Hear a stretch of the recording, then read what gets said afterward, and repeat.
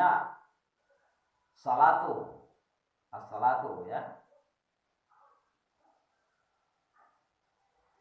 Ahaduha salatu. Boleh juga seperti itu. Atau salata kepada ananiya. Salat. Nah,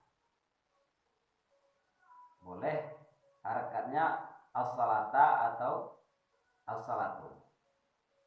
Salah satunya yang haram dengan orang haid dan nifas itu adalah salat fardan, yaitu salat fardu, au naflan, atau sunnah. Jadi haram bagi orang haid dan nifas yang pertama adalah salat, baik salat fardu atau salat sunnah. Nah, itu haram bagi orang haid. Wa kadza sajadatit tilawati wasyukri.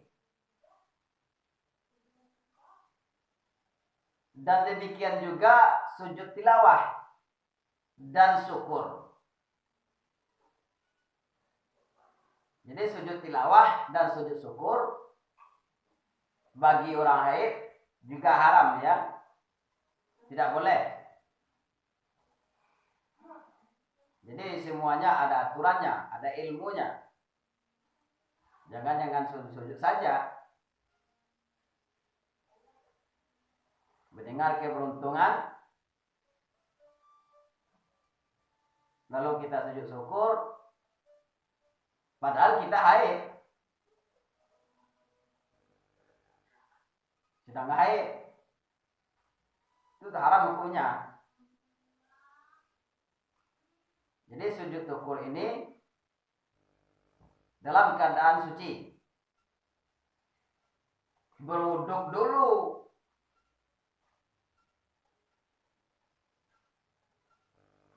Makanya man amila bighairi ilmin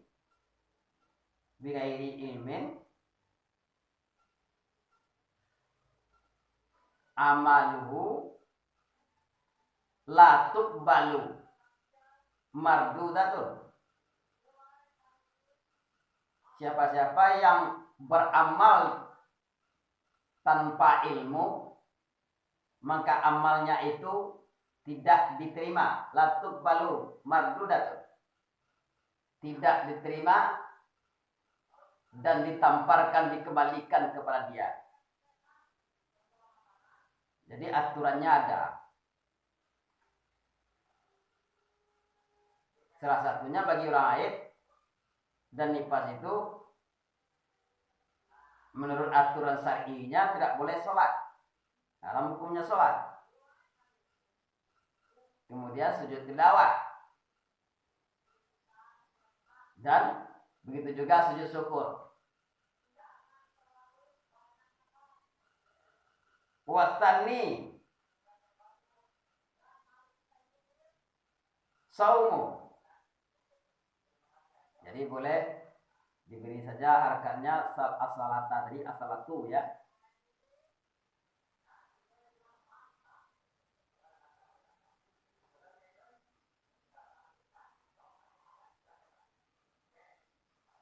Jadi kabadar oleh sama niatu ya, sama niatu Asia. Jadi salatu ya. Wasani saumu.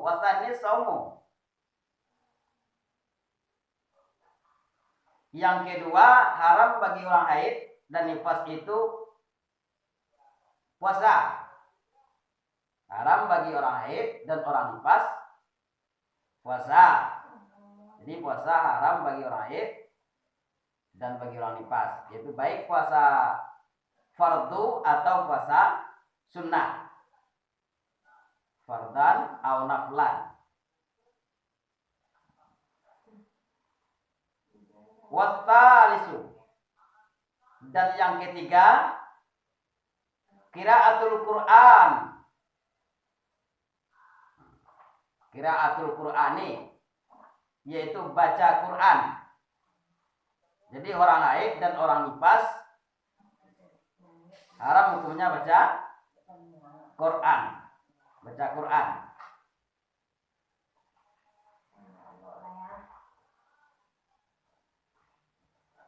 Kecuali zikir-zikir yang berkaitan dengan Al-Quran.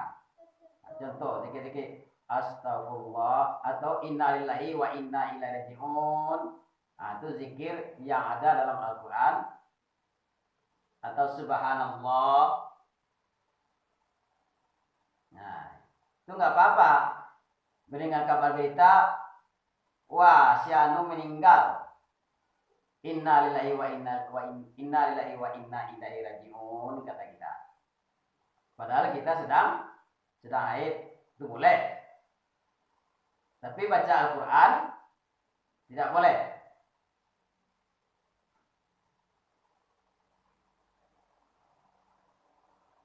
Atau zikir la ilaha illallah, itu boleh. Jadi zikir boleh ya. Baca Al-Quran tidak boleh.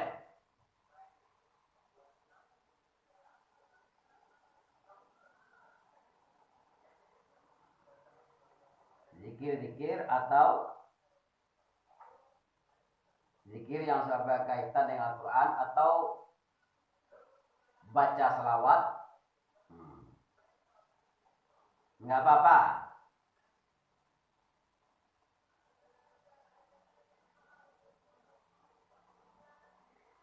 Yang ketiga haram bagi orang haid dan nifas yaitu membaca Al-Quran. Warabi'u, yang keempat, warabi'u masul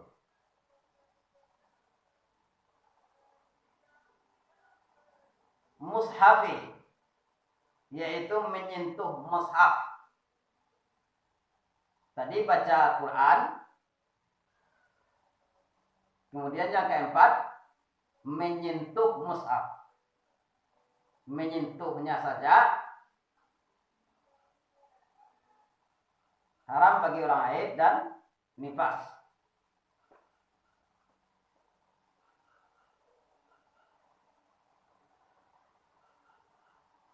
Apalagi baca kan?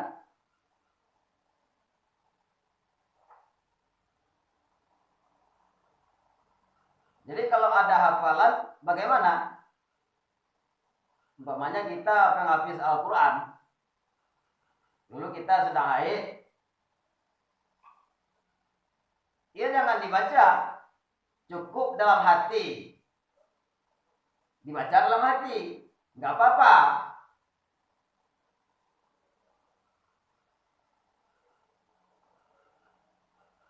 Jangan diucapkan dengan lidah. Kan bisa baca dalam hati atau dengan pikiran saja. Itu enggak menjadi masalah.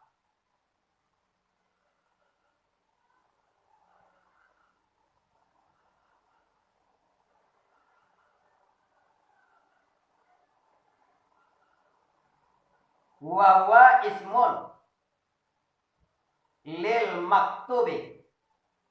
Dan ianya mashaf itu, apa yang katakan mashaf? Dan mashaf itu adalah nama bagi yang disuratkan. Min kalamillahi ta'ala, daripada kalam Allah Ta'ala.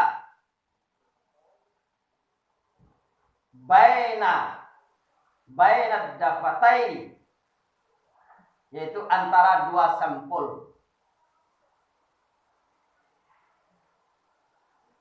Itu yang mashaf. Seperti ini. Yang dalam ini mashaf namanya.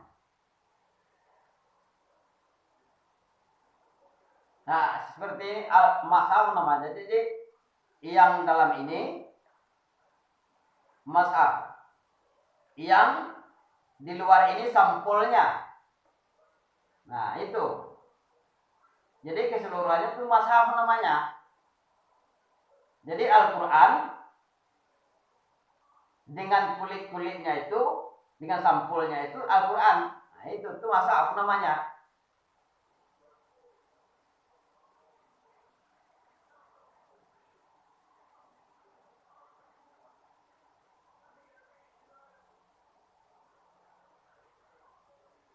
Wa hamluhu, dan mengendongnya, menanggung. Dan menanggungnya mashaf, itu mengendong. Atau diambil mashaf, umpamanya di bawah, itu sama, itu mengendong namanya itu ya. Memindahkan ke satu tempat, ke satu tempat, nah itu sama, itu mengendong namanya. Kalau menyentuh, ya menyentuh saja. Nama sahabat tadi tetap di tempat itu. Nah, itu menyentuh namanya. Itu haram juga bagi orang haid. Dan mengendongnya, wa amluhu, idza khafat alaihi, apabila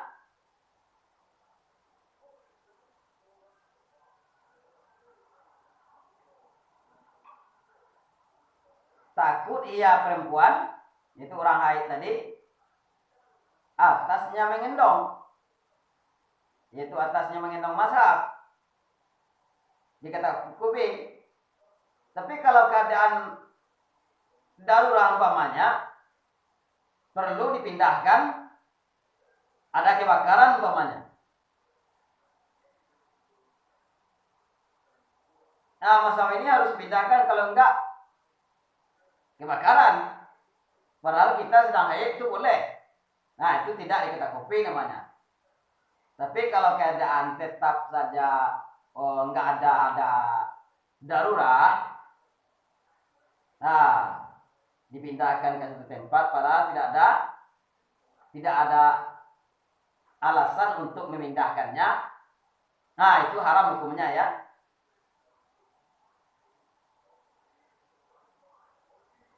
Kalau seperti ada kebakaran tuh umpamanya, itu ada alasan untuk memindahkannya.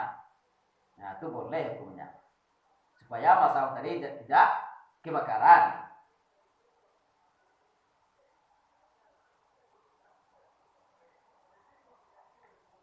Wal khamisu, dan yang kelima adalah dukhulun masjid, masuk masjid. Jadi haram bagi orang haid dan orang nifas masuk masjid.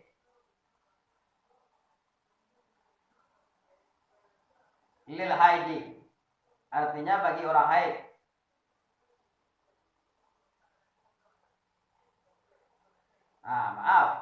Jadi dukhulun masjid, itu masuk masjid bagi orang haid haram ya.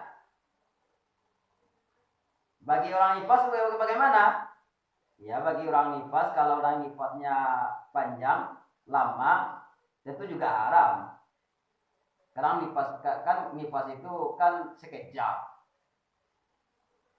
Jadi, kalau lama nifasnya juga haram masuk masjid. In khafat, jika diketakuti, jika takut ia perempuan itu akan talwitahu, akan menetesnya darah.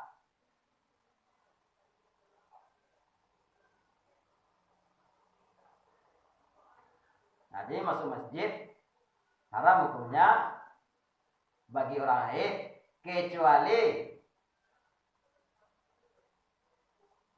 bagaimana? Ia tidak diam. Karena kalau diam, tentu diketahui menetesnya darah. Seperti apa? Ada yang perlu diambil umpamanya. Atau seperti ada sesuatu yang seharusnya kita masuk ke dalam masjid,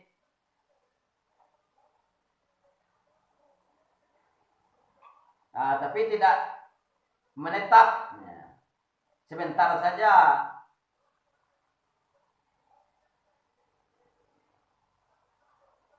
Nah, itu boleh. Asalkan darah tidak menetes. Nah, itu. Tapi kalau diketahui darah menetes, maka haram hukumnya masuk masjid. Kalau tidak diketahui masuk, kalau seandainya tidak menetes darah, bolehkah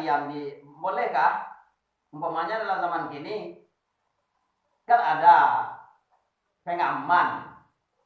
Lalu kita bolehkah masuk masjid? Iya, nggak boleh dengan diam. Meskipun ada pengaman. Nah itu. Kan nggak menetes darahnya. Walaupun nggak menetes. Jadi duduk-duduk dalam masjid nggak boleh. Ada majelis taklim, umpamanya kita dalam haid, kita masuk dalam masjid, kita sudah ada pengaman, ya nggak boleh. Kecuali lalu saja, sebentar saja, lalu keluar kembali, boleh.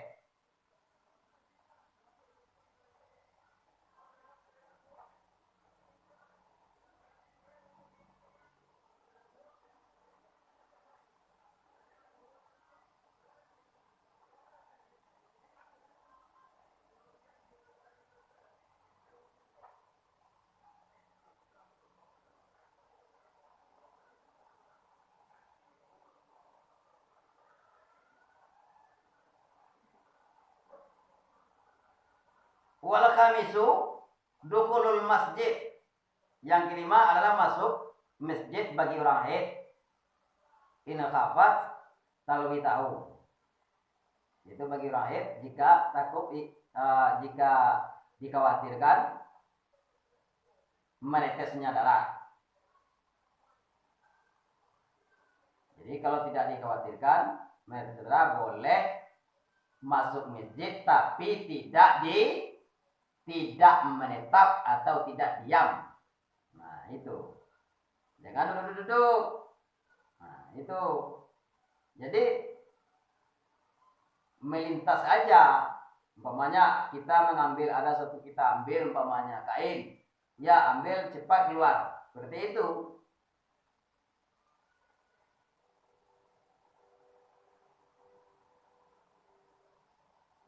Itu boleh ya.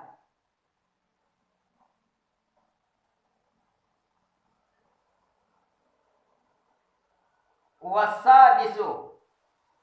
Tadi yang kelima, sekarang yang keenam. Wasadisu tawafu. Dan yang keenam adalah tawaf. Jadi tawaf bagi orang haid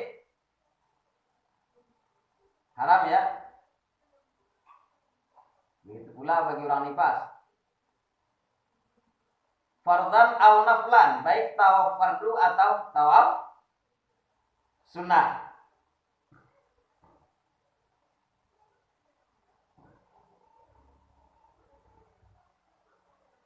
Jadi tawaf bagi orang haid haram hukumnya, baik tawaf fardu atau tawaf sunnah.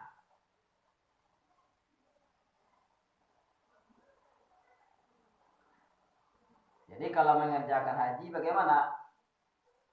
Nah haid, iya yang tawaf ini haram hukumnya bagi orang haid. Nah, itu. Begitu pula umrah ya. Yang umrah ternyata haid, maka tawaf hukumnya haram bagi orang haid. Wasabi'u, dan yang ketujuh wasabi'ul wat'u, dan yang ketujuh adalah wata', yaitu bersetubuh. Jadi bagi orang haid haram hukumnya bersetubuh, baik bagi suaminya. Jadi bukan bagi istrinya saja. Jadi kalau istri sedang haid, hukumnya haram disetubuhi, ya. Jadi kedua-duanya kena tuh. Kena dosa. baik suami ataupun istri. Wa yusannu, dan disunahkan, liman wata'a, yaitu bagi siapa yang sudah bersetubuh, fi ikbali dami, yaitu pada hadapannya darah, yaitu pada permulaannya darah. Maksudnya permulaan darah itu apa? Pada derasnya darah, yaitu pada permulaan haid. Waktu derasnya darah, sunnah hukumnya bagi orang kalau terlanjur dia itu bersetubuh, dan bersetubuhnya itu di waktu derasnya darah. Apa yang disunahkan? Tasadduqu, yaitu bersedekah dinari, dengan 1 dinar. Nah itu. Berapa itu 1 dinar? Dinar itu kan uang logam emas, ya. Uang logam dari emas. Kalau dirham, uang logam dari perak. Ini 1 dinar dari 1 emas. Berapa itu? Kalau 1 emas berapa harganya? 2 juta. Kalau sekarang ini sekitar itulah 1 dinar. 1 emas, ya. Tapi kalau 1 dinar itu uang emas dari logam. Nah, itu yang dinar. Jadi berapa harganya 1 dinar? Ya, silakan telusuri. Berapa harganya 1 dinar? Jadi bagi orang yang sudah terlanjur bersetubuh dengan istrinya, padahal istrinya sedang haid, dia bersetubuh di waktu derasnya darah, ya. Nah, maka sunnah hukumnya bersedekah 1 dinar. Waliman wata'a, dan bagi siapa yang bersetubuh fi idbarihi, pada susutnya darah, tasadduqu. Fi idbarihi itu pada makna asalnya itu idbar itu belakang, ya. Dubur di belakang, itu pada surutnya darah. Fi idbari, pada surutnya darah.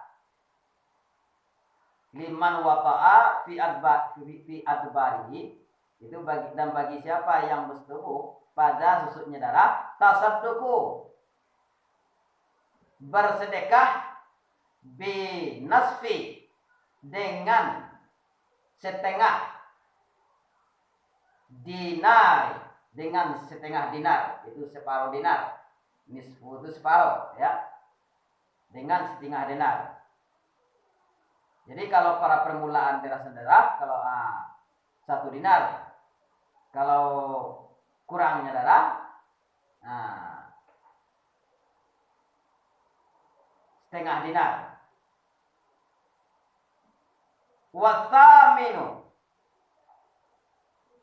dan yang ke-8 adalah wathaminul istimta'u, ya. Karena kamu tada oleh wathaminu, dan barulah ke-8 ba'ala beramula istimta'. Wathaminu istimta'u, yang ke-8 adalah istimta'. Istimta' itu apa? Ia bersenang-senang.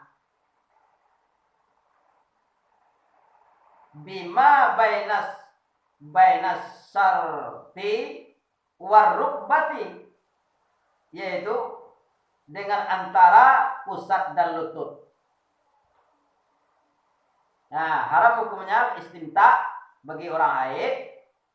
Nah, jadi itu pasangan suami istri, istrinya sedang haid, haram hukumnya istimta, yaitu antara pusat dan lutut.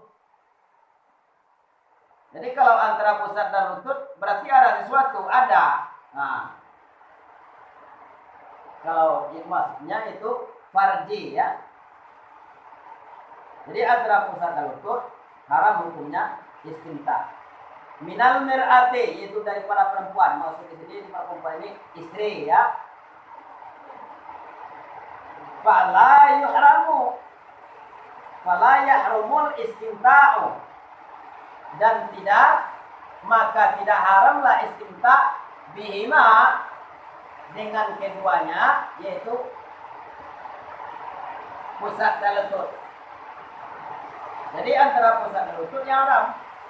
Jadi istinta dengan pusat dan lutut boleh, tidak haram hukumnya.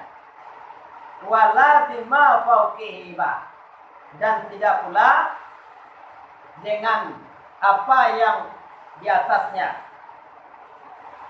Jadi selain yang itu aja boleh hukumnya, tapi yang itu nggak boleh ya.